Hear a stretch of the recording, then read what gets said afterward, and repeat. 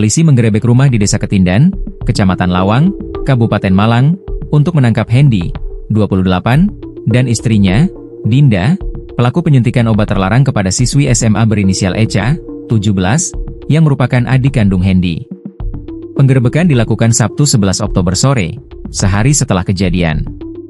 Tanpa sejumlah polisi berpakaian bebas, bahkan ada yang mengenakan jaket ojek online, masuk rumah pelaku melalui jendela belakang menggunakan tangga lipat.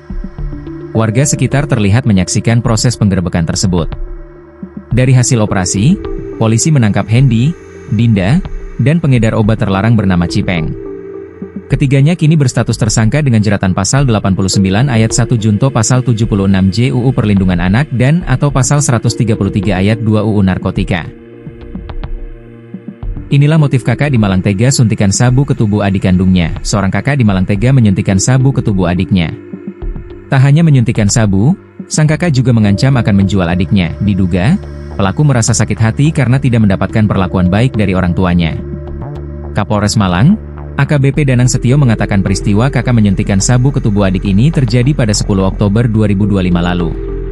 Kronologinya bermula saat tersangka HLF, 28, bersama istrinya DAC, 30, menjemput adiknya Echa, 17, di rumah orang tua di Kelurahan Ketindan, Kecamatan Lawang dengan alasan diajak ke pantai. Setelah menjemput korban, HLF dan DAC membawa adiknya ke rumah korban di Kelurahan Lawang. Selanjutnya, HLF mengeluarkan alat suntikan, lalu istrinya mengeluarkan 2 plastik lip sabu yang dibelinya dari pengedar sabu. Selanjutnya istri tersangka meracik sabu tersebut untuk dimasukkan ke dalam 2 alat suntikan. Kemudian tersangka menyuntikkan ke tangan kanan korban, sementara istrinya menyuntikannya ke punggung kanan korban.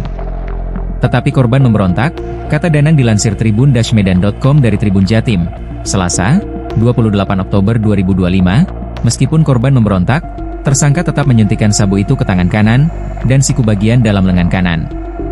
Akan tetapi gagal dan mengakibatkan darah korban masuk ke dalam suntikan. Singkat cerita, tersangka HLF mengembalikan ponsel milik korban. Secara diam-diam korban menghubungi ayahnya untuk meminta tolong dijemput. Keesokan harinya, Sabtu, 11 Oktober 2025, ayah korban bersama dengan petugas kepolisian Polsek Lawang dan warga menjemput korban serta mengamankan tersangka. Kakak kandung korban beserta istrinya kami amankan dan barang bukti untuk dilakukan pemeriksaan lebih lanjut.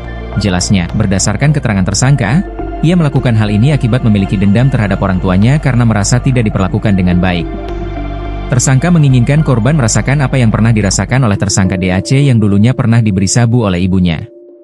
Korban sebelumnya diancam oleh tersangka HLF kalau tidak menuruti kemauannya maka korban akan dijual kepada laki-laki hidung belang sehingga korban takut dan tidak melakukan perlawanan, urainya.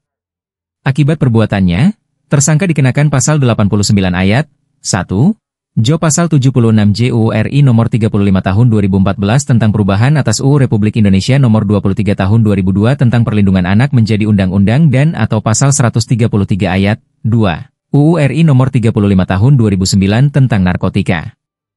Ancaman hukumannya 20 tahun pidana penjara.